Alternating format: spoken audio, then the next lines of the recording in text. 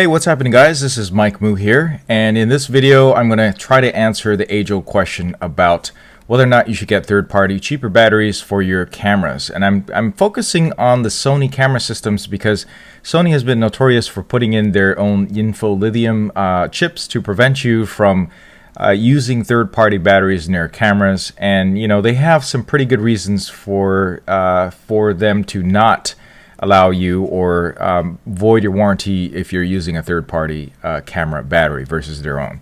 One, of course, obviously is the money, right? These batteries, and I'm picking on the Sony Alpha 6500 series cameras, or the ones that use the NP FW-50s, also the RX10 series, even the RX1 that uses the BX1 series batteries. These guys are notorious to use up and eat up a lot of battery power. They just completely suck everything dry, every single last bit of power out of all your batteries. And you know, so you're going to constantly want to buy new batteries all the time to use it, because you know, you're out and about and you only have the one battery, and you maybe get an hour to 2 hours maximum of recording time, depending on what format you're recording and what camera you're using. All right, so you get what you pay for. Just let you know straight up that with the Sony batteries, they're definitely going to last longer. I'm going to give you a comparison of these two cells here, and mostly because I have been testing this with the charger, the Nightcore battery charger, and that allows you to kind of let you know about how much charging capacity gets put into the batteries when it's, you know, completely dead and dry, and charging all the way up to full power, or when the capacity pretty much is at full.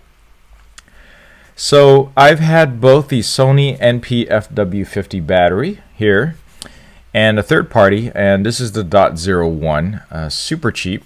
If you look down here, let's see what the original Sony battery goes for.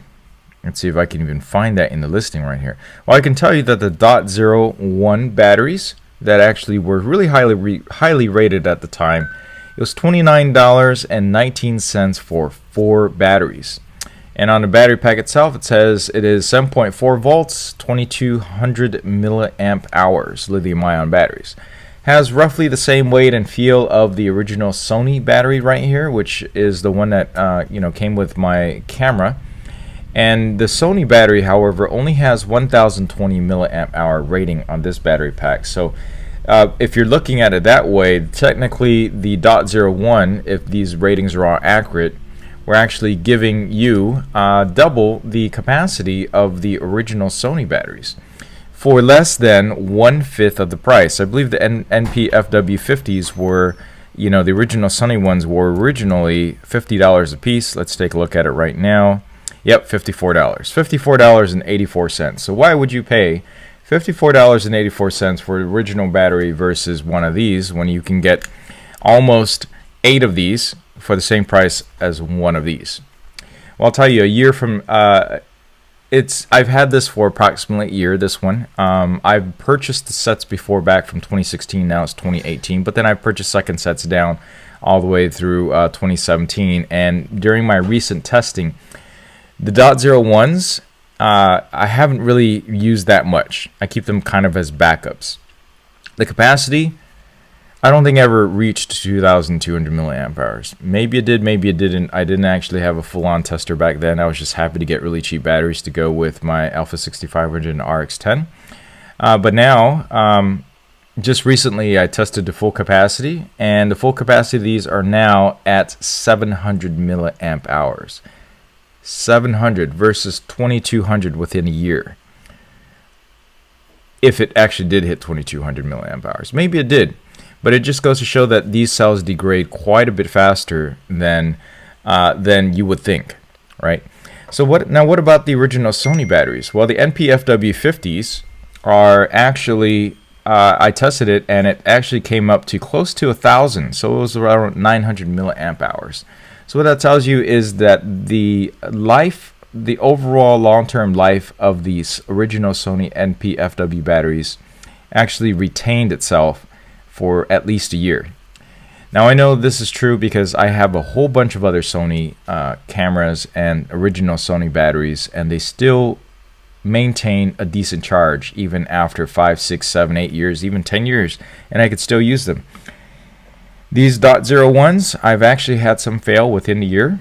I'm not sure what the warranty is. Let me double check here on the warranty on .01s. And I'm only picking on the .01s because these were the latest ones that I was actually put through the test with the Nightcore chargers. So let me do the NP FW-50 battery packs. So why is this such a big deal? Well, if you're a professional and you rely on these, and you're only going to carry a few of the batteries, let's say you go out with 4 batteries, there's a lot better chance that you will be able to have power while you are out and shooting. So if your livelihood or your money or you're getting paid for the job, you definitely don't want to be stuck without batteries, right?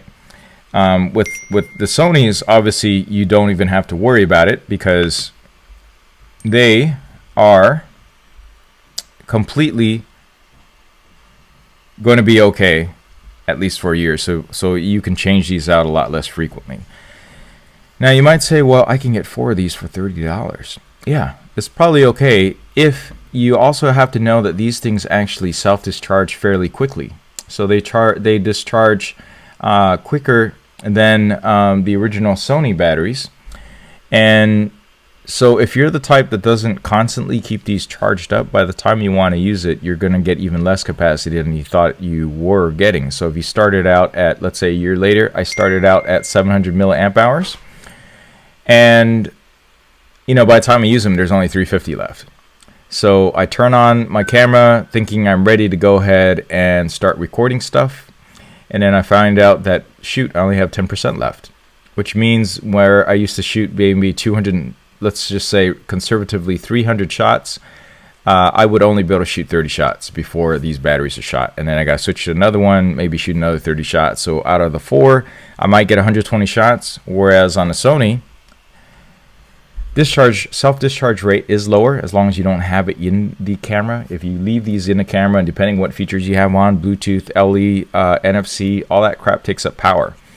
So you're just simply going to get really frustrated.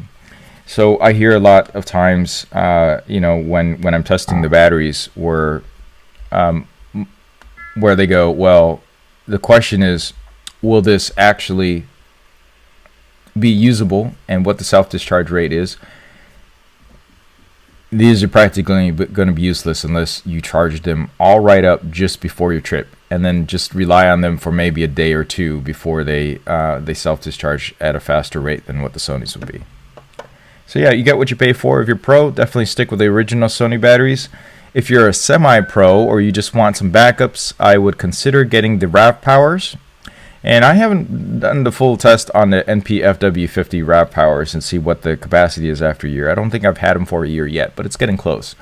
So I'll do a test on those and see what the capacity is on those. But from my initial testing, it definitely was comparable to the Sonys at the beginning.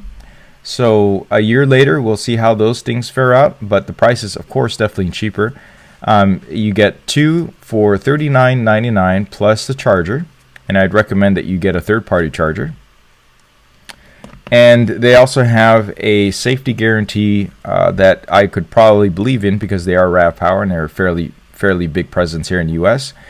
And I want to say the warranty is probably about the same, which I believe for most batteries is 90 days. So let's see what we have here on the warranty. I'm not sure, they don't even mention it here, do they? They're supposed to mention it, guaranteed. It only says guarantee. It doesn't say exactly when. But I believe that if you actually contact them with issues about your batteries, that they're much more likely to send out new ones than some of these other third-party ones. Okay, that's it for this video. I hope you've learned something.